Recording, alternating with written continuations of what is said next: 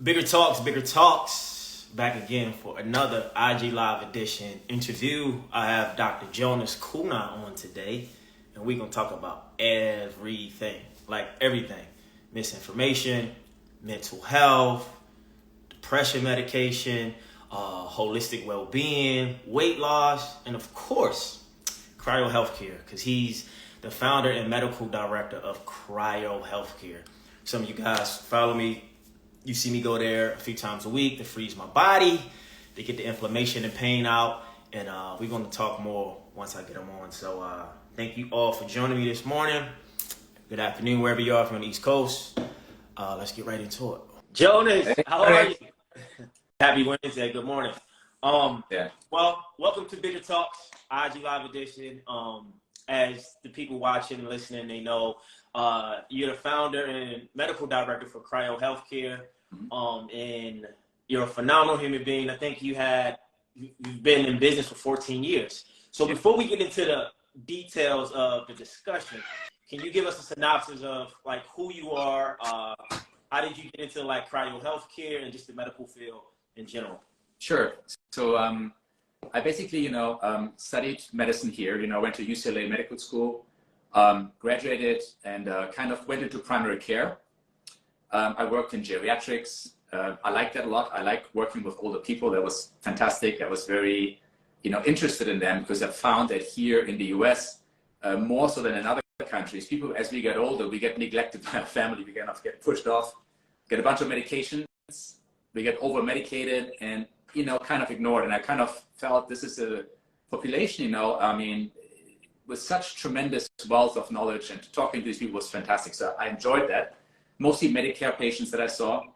But then I felt that at some point, I don't want to be practicing traditional medicine really anymore because I've gotten a bit, discouraged with it. It's always the same pattern. We wait until someone becomes sick, and then we manage them with medications or surgery or whatever else. And I think we have a lot of knowledge now that, diseases don't happen overnight.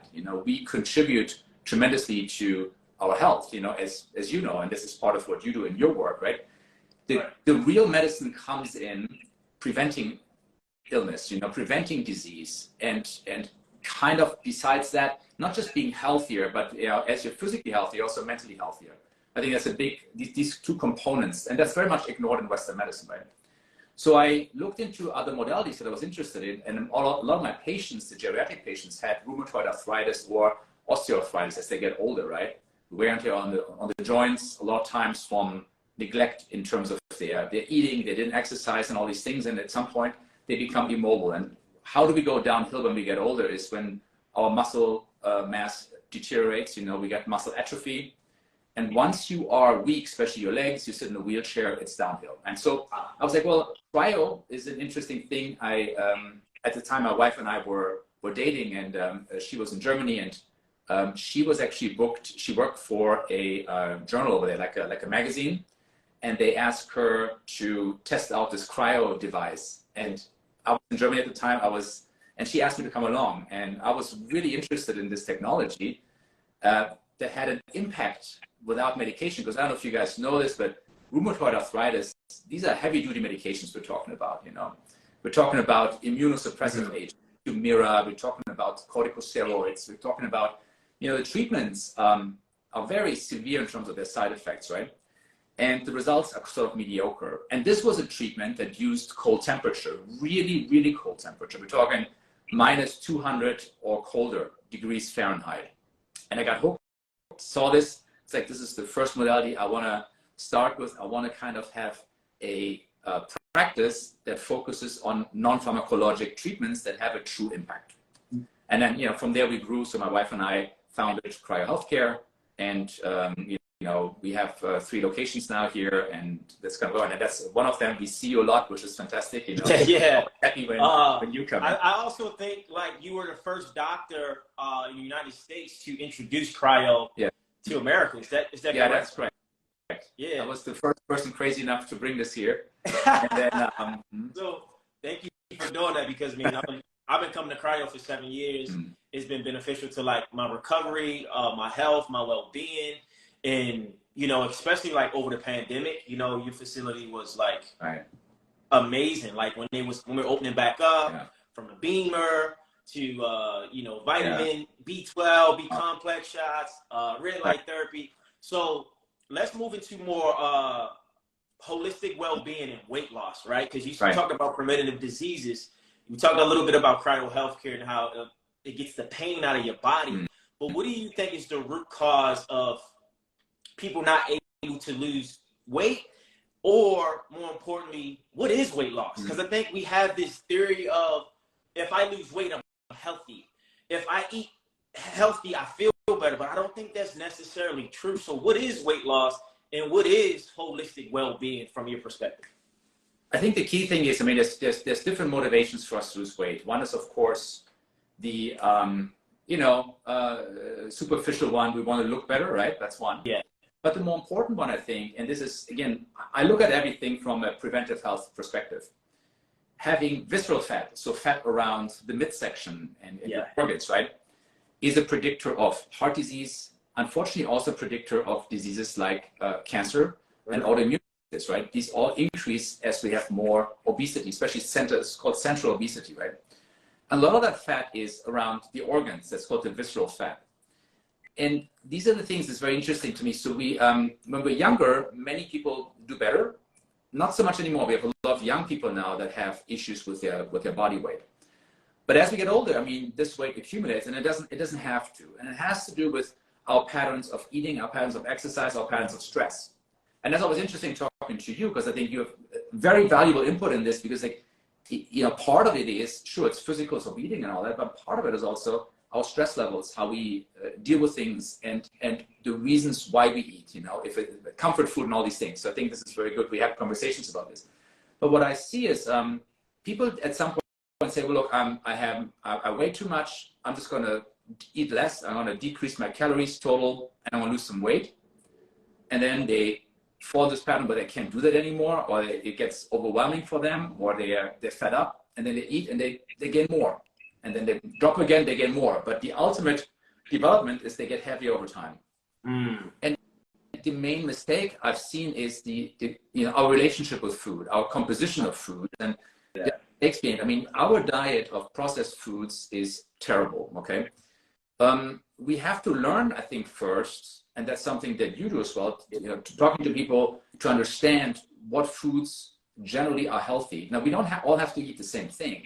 We don't have to follow the same intermittent fasting windows and all these things, but we have to have an understanding of what constitutes food that is nourishing and good, and then what is food that is absolute junk that we shouldn't eat. That's the first step.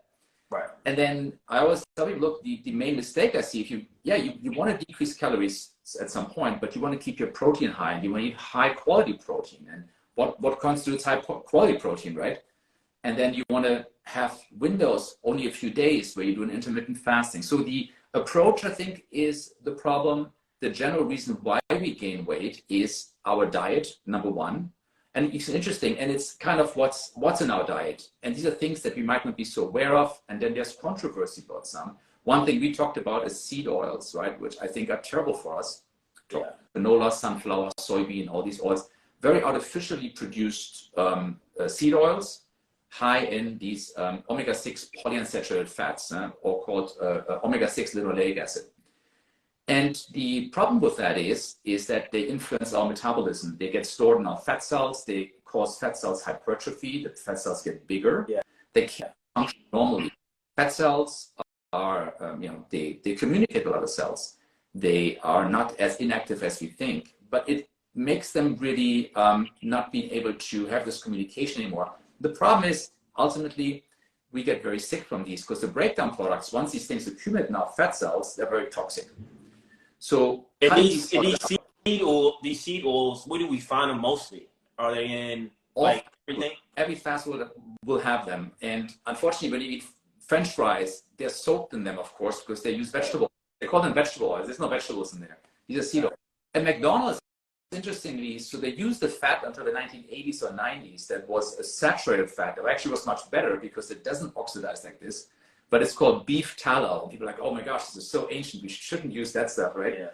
And in the 80s, 90s, there was a lot of pressure from this seed oil industry, and they finally use now seed oils, vegetable oils. Like, I think they use canola and soybean oil, and that's one of the worst things.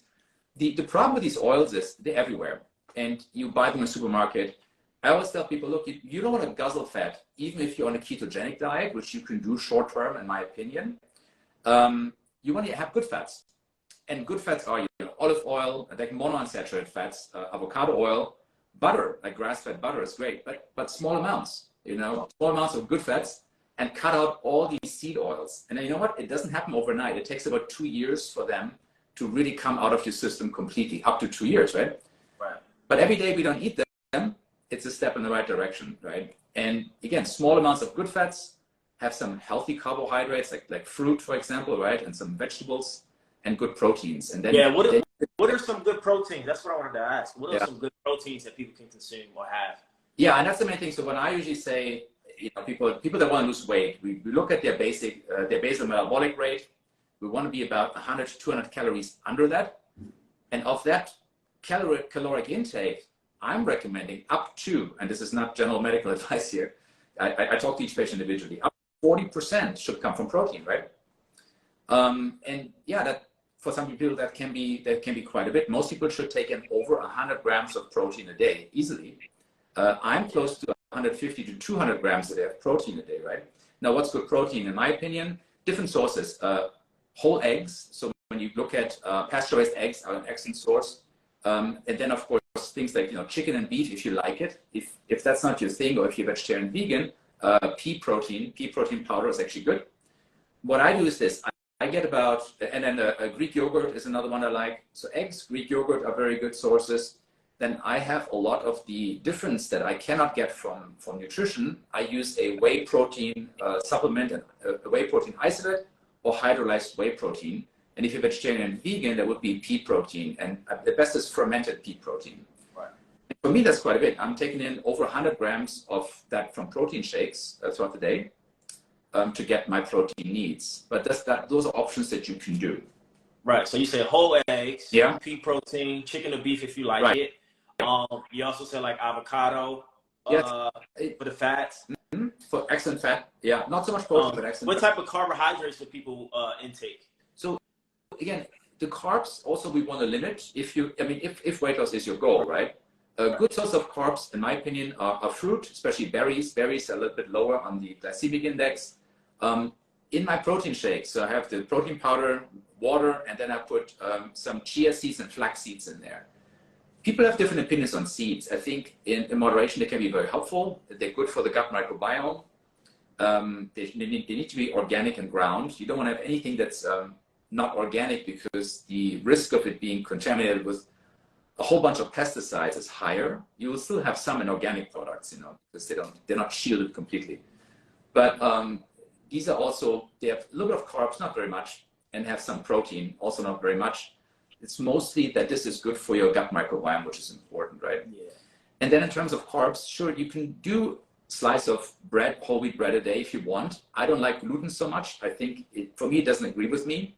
Yeah. But I would limit it to that. And if you, and then vegetables, of course, will have carbs as well. Sweet potato, for example. Now, if you do that, you're going to get to about 100 to 120 grams of carbs a day, which I think is a very good window.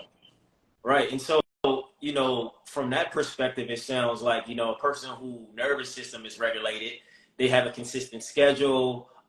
Maybe they're not in survival mode, right? They kind of have a productive life, and they probably can follow that routine or that, game plan for eating and weight loss. Right. However, I want to, switch the conversation to how does someone who's in survival mode, they don't make enough time to eat healthy or work out. Mm-hmm. What is the intentionality for them to get to a space where they can be healthy or not even lose weight, but feel good in their body? And most of their life is rooted in stress. Like, what if I was someone and I was going through so much, I didn't have time to make a meal plan, or I'm working, right? How would you approach me as a client or customer saying, I just want to feel good in my body? What should that person do, or what should they think about? Like, what are the protocols for them to get in alignment of total well-being or holistic well-being? I think that's exactly the motivation that you just mentioned. the goal is for you to feel better, right? It's Yeah. not just look better, but it's to feel better, right? And these things fall into place. You know, brain fog gets better. You know, productivity goes up. I mean, let's face it. If our nutrition is better, if our nutrition is optimized, and if we exercise at least as much as we can, as our day allows, we are more productive. We're getting more done, but also we are happier. You know, we can get basically, you know, if you have your daily tasks, things become easier. And I think the same. I mean, I have a fairly busy day. You don't have to have a meal plan or ordering meals, because my concern is always when you're even ordering meals, some might be good, but a lot of times when people prepare these foods, they use seed oil, they use all these things, and it's expensive. I mean, right now we're in this economic downturn. I don't know how we want to label it. Yeah. They're getting more expensive, let's put it that way. So what I do in the morning, and I think, so I get up very early because I want to work out an hour every morning. So you have to have a routine where you do your workout. And how often do you train? Do you train almost every day?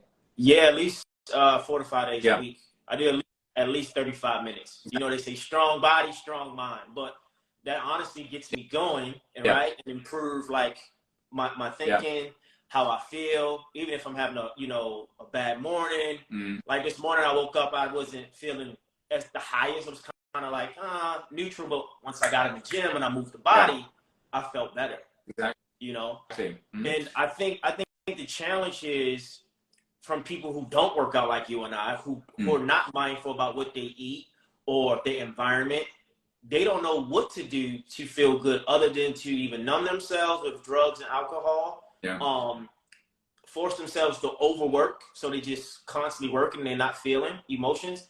And I think last but not least, just giving up. Yeah.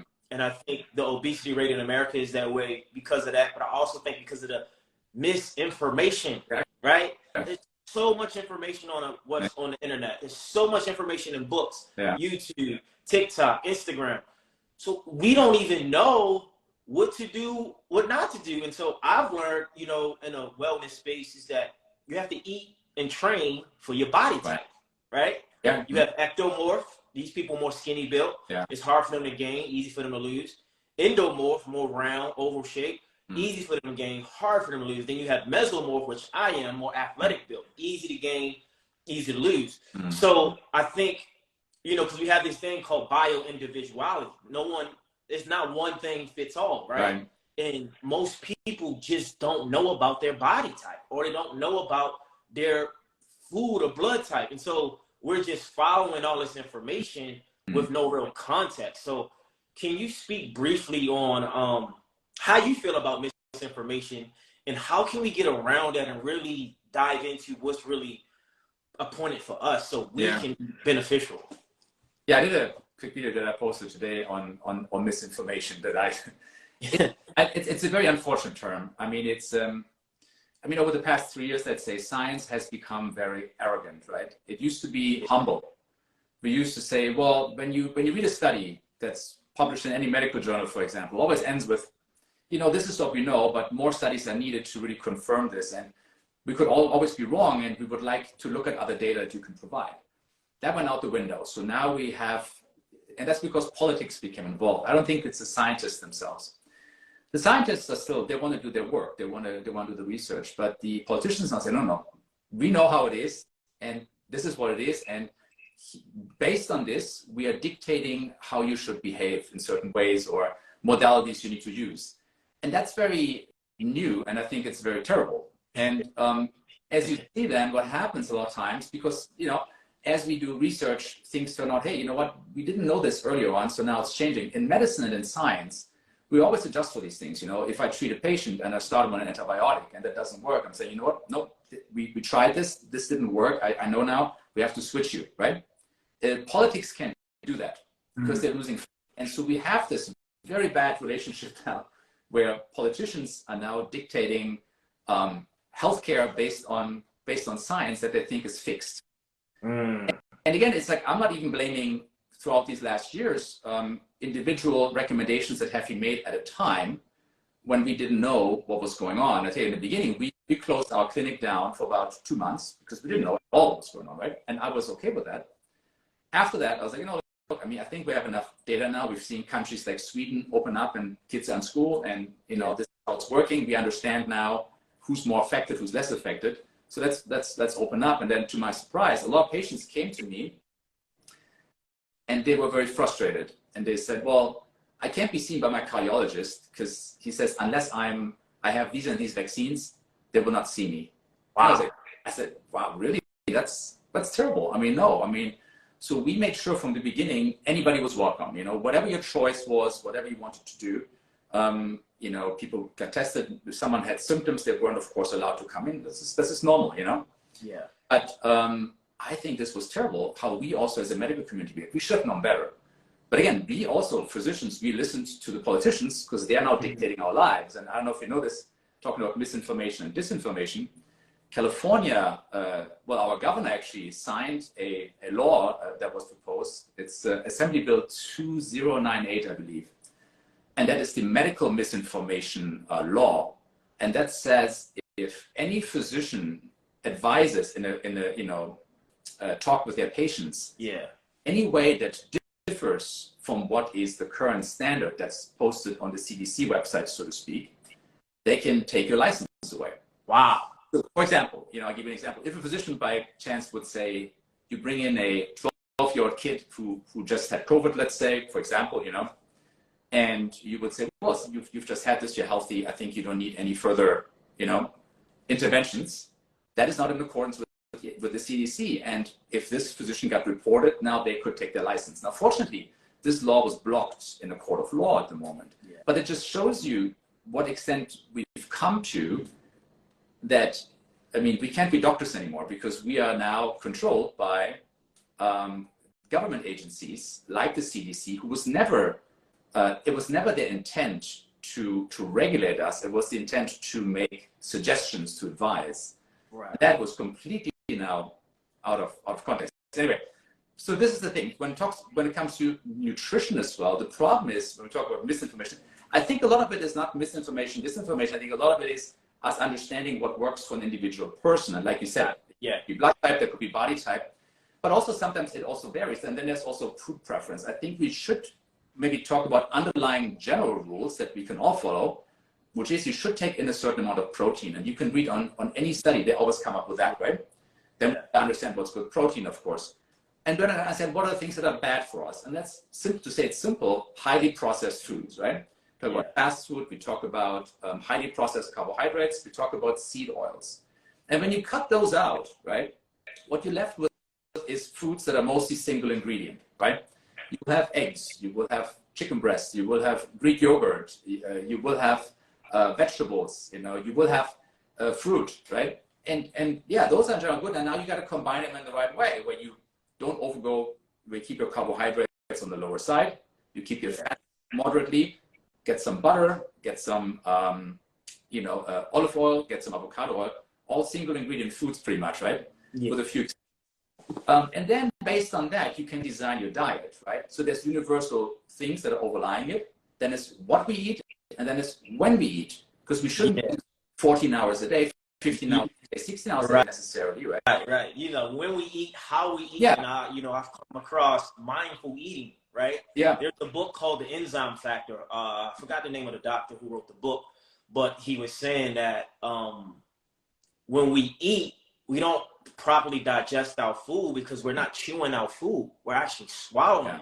So the more we swallow our food, the more hungry we are because we're not chewing our food. We're just putting it in our mouth, swallowing it, right? And then it's not even digesting and breaking down properly. Then on top of that, we're multitasking. We're eating, we're on the phone, we're in the car, we're trying to send a business email. We're not even getting a proper nutrition that the food is giving us. And I learned this from not from reading books, but being in your cryo chamber, right? I was telling one of Andrew, by the way, I said, you know what's interesting about receiving in life, right?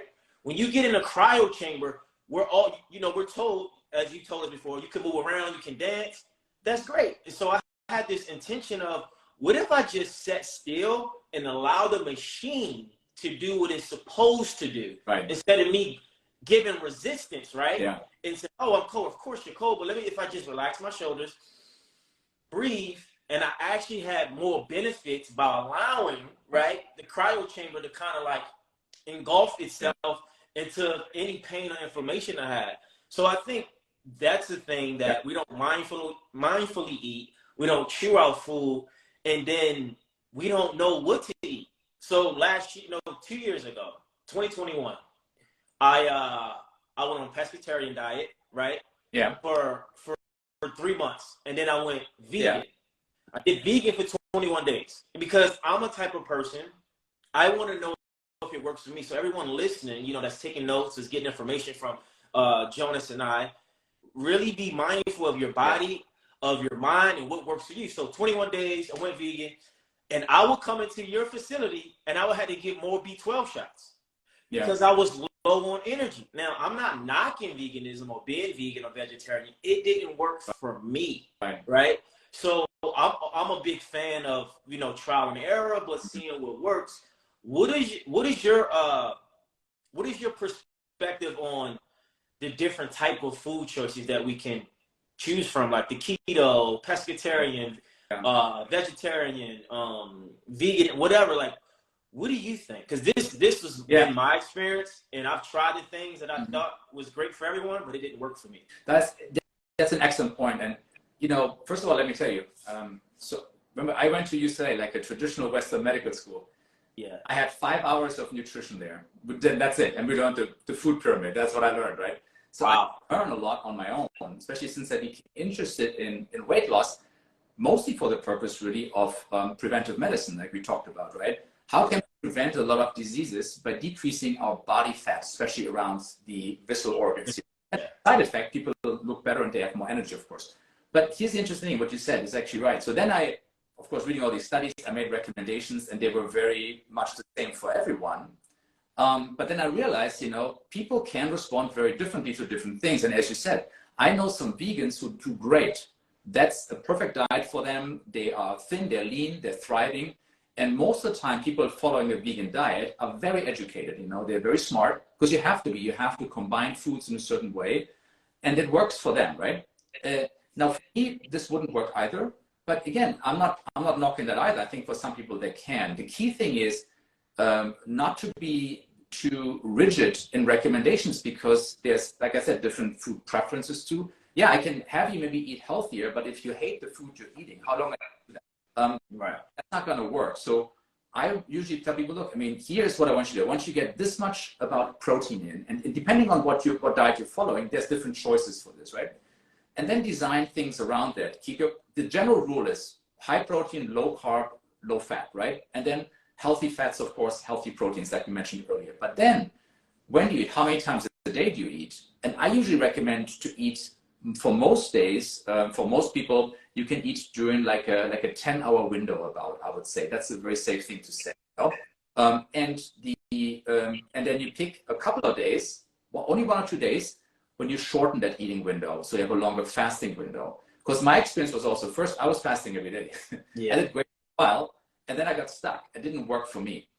And then I did more reading on this, and what happens is, if you have the same pattern every day, your body's very smart. It's picking up on you. Hey, I know exactly what you're doing. I know when you're eating. I know how many calories. I want to chill out now. I'm going to drive down my metabolic rate. There's no surprises here. So it's counterproductive. And you could, in this sense, be under eating and still gain weight, which is really bad. So so that works different. So I know some people that can eat 1 meal a day. Would never work for me. I generally don't recommend that. But people that works for them. And again, I used to be saying, no, don't do that. Now I'm saying, look, if this works and you're healthy and your labs are great and you're looking good and you're feeling well, keep doing that, right? I think the key thing is that the people that I like to talk to are the ones that are stuck, where something's not working. Because working, my general recommendation is, if it's working for you and you're healthy, keep doing what you're doing. There are vast differences in our body types, and most studies done, when you look at this, I think are terrible, because things like food can have such variations in it. Unless we all lock ourselves in the room and get exact 3 meals every day for 5 years, we cannot make an impact in terms of having a good study, because first of all, these are based on questionnaires, right? People lie on questionnaires. People, These are not very good studies. And then again, they take people that say, oh, we have these highly trained athletes and this is how they responded. Great. Does this fit for everybody? No, right? So yeah, but what you're saying, so I think in general, what I would like people to do is most days eat in a 10-hour eating frame. Don't eat outside of these times. So when that's your last meal is at 6 o'clock, cut that off. No food overnight until the next day. That's your fasting window, right? And that's then 14 hours, right? If you're eating over 10 hours, right? And then 1 or 2 days a week, shorten that. Like I did this yesterday. So instead of having my dinner at 6, I had my dinner at 3 o'clock, right? Wow. So then I increased, yeah, then I had a big protein shake at 3 with chia and flax seeds. I always put those in there, right? And then I had a longer fasting window. So then I had a fasting window of, let's say, 17 hours, okay? And I do that once or twice a week. But on the weekend also, on the other side, I pick one day where I will have a meal that people would say is like a cheat meal, right? Or like a couple of hours where I eat a higher carbs. But I'm not talking about junk. That's not helping anybody. Right. But, you know, I will have more fruit. I will make banana pancakes with some protein powder in there, right? So somewhat still healthy ingredients, but I'm having a caloric intake that's much higher. And therefore, this confuses your metabolism. And it's the same thing with anything. You know this, when you go to the gym and you do the same exercises, the same weight, the same reps all the time, right? You can keep your muscle mass, you can keep in shape, but you're not going to be sore the next day and you're not going to make any gains. Wow. When you change exercises or you push yourself or you do drop sets or you work the rack where you go from a heavy weight to a lighter weight to a lighter weight until you can't move your arms anymore and you're sore the next day, you'll see that your muscles are responding, you're growing, right? Yeah. And it's the same thing for our metabolism. If we become complacent, nothing happens. Having, again, a reasonable eating frame throughout the week, and then 1 or 2 days when you do an intermittent fasting window, and then maybe having one cheat meal on the weekend, that jolts your metabolism. Yeah, and that's the thing. I want to get into like medication and depression and mental health soon, but before we move on, I'm curious because you're big on fasting, right? I fast most days. I probably don't get my first meal until like maybe 11 or 12, maybe 1 sometimes because my body doesn't really need it. Right. However, what is your experience like with the genders, right? Because I had a gut health coach on my podcast a few months ago, and she was saying most times her women clients are really not good at intermittent fasting because of their cycles, right? Right. So some women are not really good at having that fasting like in the morning, not getting that first meal because of their cycles. They might need the food, right? So what is your experience and what do you say or what have you seen from your study that works best for women versus men when it comes to intermittent fasting? The early morning eating, that's a common pattern, and I've read a couple of papers on this.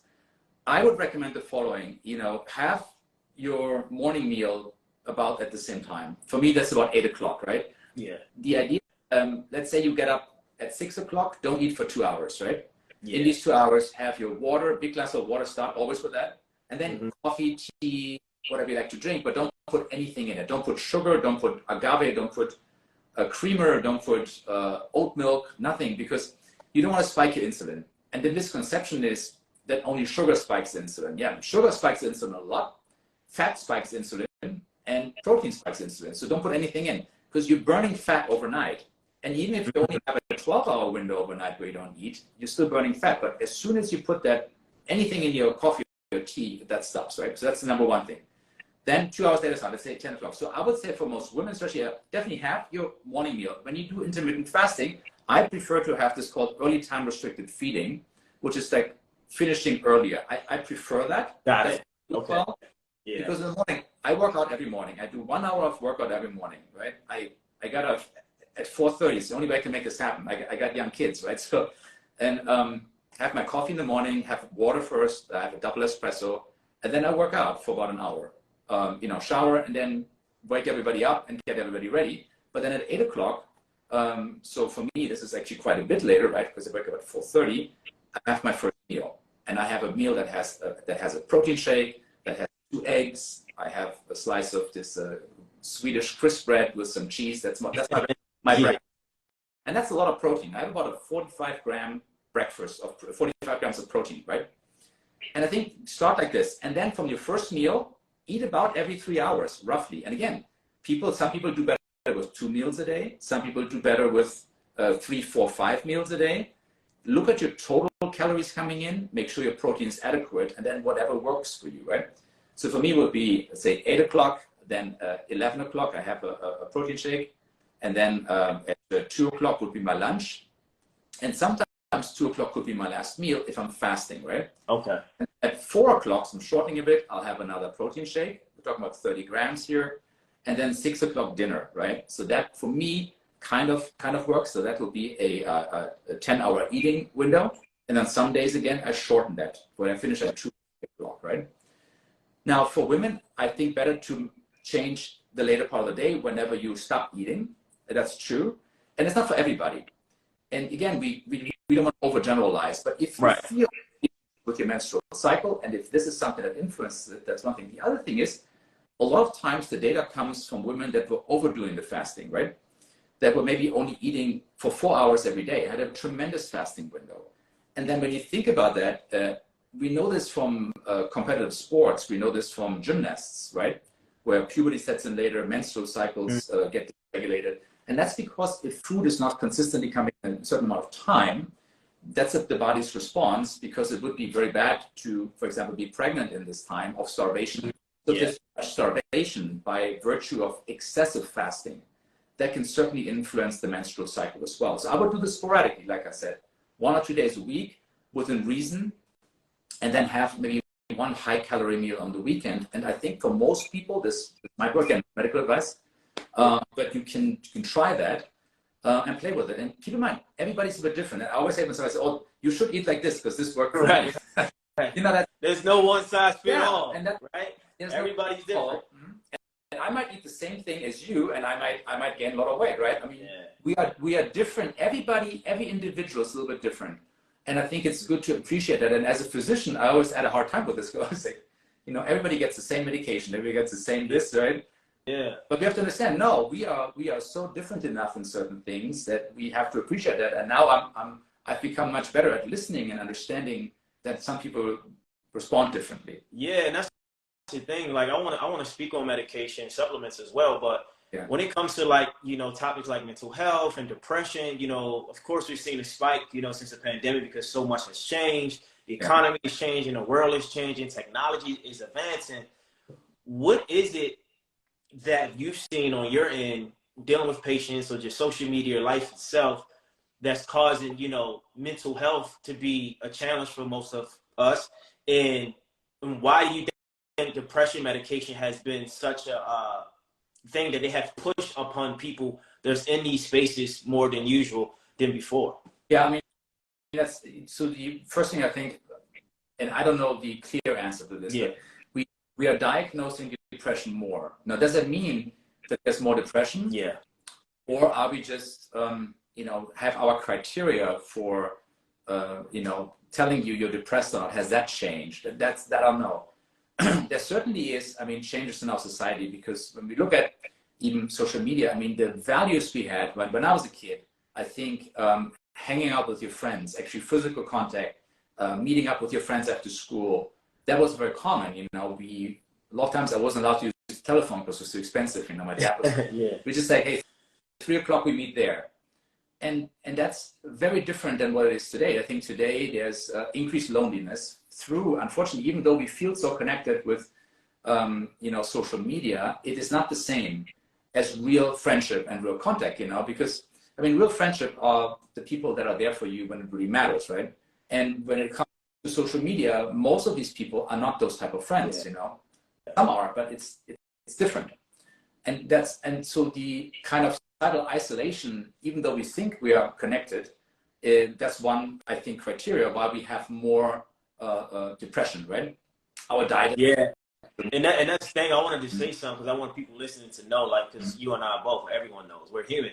But I believe over the pandemic, when I was so isolated, I got conditioned to be isolated, right? And even though I might have people, then I see people, I'm still in my introverted isolation phase, mentally and emotionally, not knowing that, oh, wow, this is a pattern from what I conditioned myself to be or do because of what took place. Right. So it's interesting that you said that, and I think it's an unconscious thing, and most people don't even know we're isolating ourselves when we don't have to. So, and that's why I love coming Yeah. to Cryo, because it's a community there. Yeah. It's a community. It's your facility. It feels like family. And that was interesting. That was one of the first things people said when we opened again. It's like, oh, I missed coming here, right? And we wanted to have our place to be kind of like this hangout, like this Starbucks of health, you know, where people come in, they can ask questions. If I'm there, they ask me questions, you know. I never charge for consultations, you know. I just think if I have time, I'll talk to you, right? And if I don't, then I'm doing something else, right? But I think that's really a place where people can come, they can get educated and do these things. But yeah, so isolation is a big factor. So there's these psychological factors surrounding us, right? And you know, I think we used to place a lot more value on being connected, being with our family, being with our friends, and that has changed a bit, right? Yeah. And then the other thing is we also have become sicker in terms of obesity has come up and chronic disease has come up. That certainly contributes as well. There's this correlational data. Again, I told you I don't like nutritional studies very much. They're very difficult to do. There was one study that's interesting called the Minnesota coronary experiment, where they tried to prove that saturated fat causes heart disease. And they prove it, but they had people that were in mental hospitals being fed a diet of either saturated fat or unsaturated fat, right? And they wanted to see, do we have a higher death rate from coronary disease in the saturated fat group, which turned out not to be true. Actually, it was the unsaturated fat group that died at a higher rate, but that's a different story. But this is unethical, of course, and today we couldn't do that. You can't have people, especially people that can't really get good consent, put in these groups and feed them a diet that be detrimental in the end, who knows, right? Yeah. So anyway, the data sucks, I think. Honestly, the data is not good. But yeah, I think we need to kind of understand that we're getting heavier, we're getting fatter, we're getting sicker. That's a trend. Now, people have different opinions on this. Some people say, oh, we just have more food available. I don't agree with that. I think in the 1950s, 60s, there was plenty of food available as well. So I think it is these seed oils, processed foods, right, that we're eating, right? Because those things stimulate us to be even hungrier, right? Once we eat it, yeah, it just spikes us to like want more food. Yeah. I know when I eat sugar, I want more of it. High fructose corn syrup, and people say, oh, that's the same thing. It's not the same thing. When you really look at it, there's a study that pointed this out. The caloric value per gram is actually much higher. So what we can actually use, and it's very misleading. And we are stuffing ourselves full of that stuff. And at least in the 1950s, it was a bit more wholesome. Like I said, the French fries were fried in beef tallow. You had butter. You didn't have any of those vegetable oils. That came a bit later. It's actually since 1910. It was actually started with Crisco, crystallized cottonseed oil. And the reason, by the way, I also want to say this because everybody comes to me, oh, my cardiologist still says I should eat seed oils, unsaturated fat, right? Because it's better for me. It lowers my LDL. That's true. It does lower your LDL. There's no question, a little bit.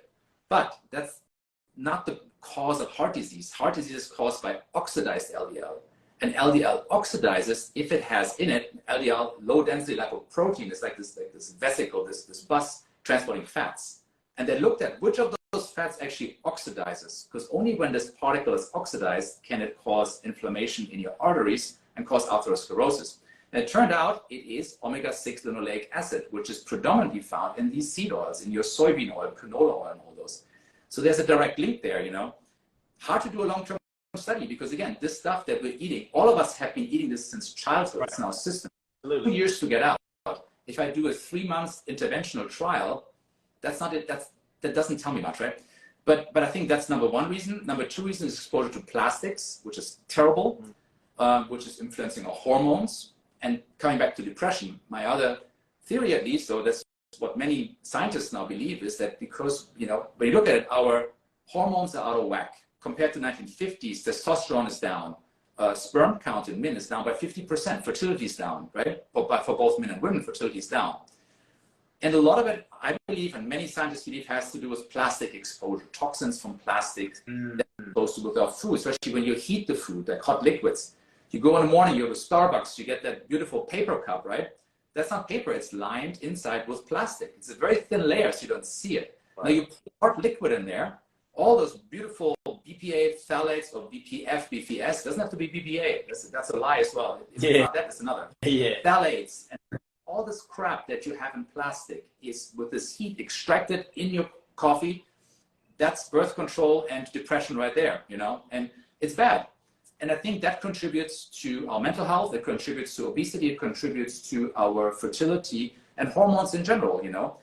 I would argue more and more young people now, when it comes to hormones, are more confused or feeling differently than they did, you know, let's say 50 years ago. And that one of the reasons, you know, could be also, well, it could also be societal, of course, it could be other things, absolutely. But part of that is we should also look at real environmental causes that influence our hormones and how we develop. So yeah, so basically you're saying a lot of like the mental health spike, depression, is all due to like a lot of things, environment, lack of human connection, even though we think we have it via social media, our food choices, plastic, right? And environment itself really affecting our hormones and making us think and do things that are out of alignment of our holistic well-being and fulfillment, right? And I think that's not, you know, acknowledged enough. But everything's plastic. That's the thing. Like everything's plastic. Like, you know, how do we get around that? So before we leave, I really want you, if you can kind of like close it up and just kind of give us a real full synopsis of when it comes to mental health, when it comes to depression, when it comes to weight loss, and just overall well-being. What is like 3 to 5 tips people can focus on and apply that will kind of not make it perfect for them, but improve their well-being? Because I think people need tangible, practical things that they can do every day that is common for everyone, right? Because everyone lives a different life. Okay, so I would say generally, so all-encompassing, the most important things to me is, number one, cut out your seed oils. We talked about that. You can read different studies on it, but again, in my experience, everybody that did that is getting a lot better. They're losing weight, they're getting healthier, and they're feeling better. That means soybean, canola, sunflower, safflower, whatever else. Stick to olive oil and avocado oil, but make sure they're 100%. The labels are lying, everybody's lying, stuff gets punched in, and just pure.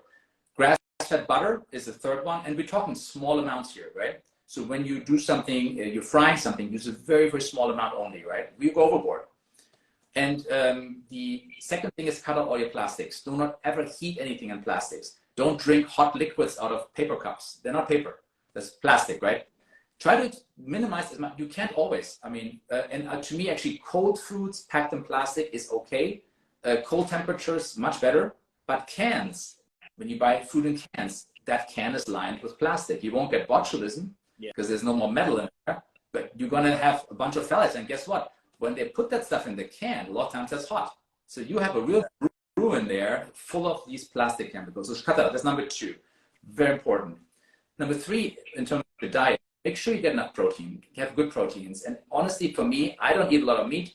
That's why I do a supplement. I get a high quality whey protein isolate, or get pea protein or fermented pea protein if you're vegetarian and vegan.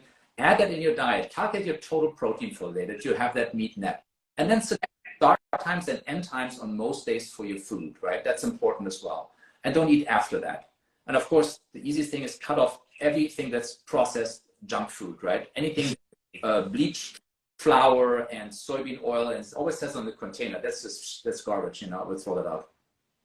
Yeah, well, I mean, we discussed a lot. I really appreciate your authenticity, your transparency, the information, because we know information changes situations. So also, are you taking on any clients for, you know, weight loss or improving their well-being? We know you have cryo healthcare here in Los Angeles. Can you go over the benefits one more time of cryo and how people can reach out and even get consulting from you, or at least kind of pick your brain? Yeah, absolutely. Cryocare.com is our website. CRYO, healthcare, one word.com. And of course, we have different modalities that we do. We do medical weight loss. We do whole body cryotherapy. We do a lot of non-pharmacologic modalities, LED beds. We have PEMF mats.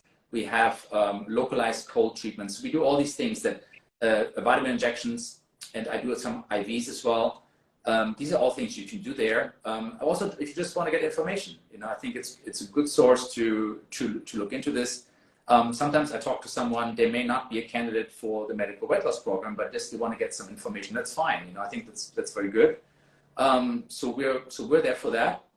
And yeah, I mean, our goal is again, minimize medications, optimize how you eat, what you eat, and optimize your preventive health aspects. Don't become sick. We like you to stay healthy. And the same for you. So I must say, I mean, your work is fantastic, and I keep following it. Yeah. And what I really learned from you as well is that the key thing is how can we be physically better is by also being better here, by being smarter, being more positive. And that's the other thing, if we have a positive outlook on things, if we have, things become easy, become better. And that's not easy to do. And I think really helping people a lot by really changing their mindset on many things. And that's where it all starts, right? Yeah. Yeah, mindset is everything. And I think, what I've been good at is keeping a positive mind. I think my challenge is understanding that it is a negative mind and it's okay to embrace that as well, because we have our light and our shadow self, right? And they both have a perspective that helps us in life. But I think the main thing is your overall well-being, right? Not how you look, but how you feel and what you think. And I think fitness, movement, 30 minutes, a few days a week will help. Eating the proper foods, getting the right environment, vitamin D, sunlight, cryo healthcare, and just understanding who you are as an individual outside of what the information that we're always given or getting from others. So I think it's important. I just appreciate you again. If there's anything else you want to share, we know Cryo Healthcare. Follow them, www.cryohealthcare.com. Mm-hmm. And this was another Bigger Talks IG Live Edition episode. Dr. Jonas, just want to say thank you. And look, I'll see you soon. Eric, okay. Thank you. Have a good one. Be great. Peace and love. So there you go. There you have it. Jonas. Jonas is the guy. Follow him. Get some more information. And I trust this information was valuable. It helped you look at things differently within yourself. And until next time, have a good one. Subscribe to Bigger Talks Podcast on Apple, iTunes, Spotify, Google Play, Amazon. And you guys have a phenomenal day. Peace and love. I'm out.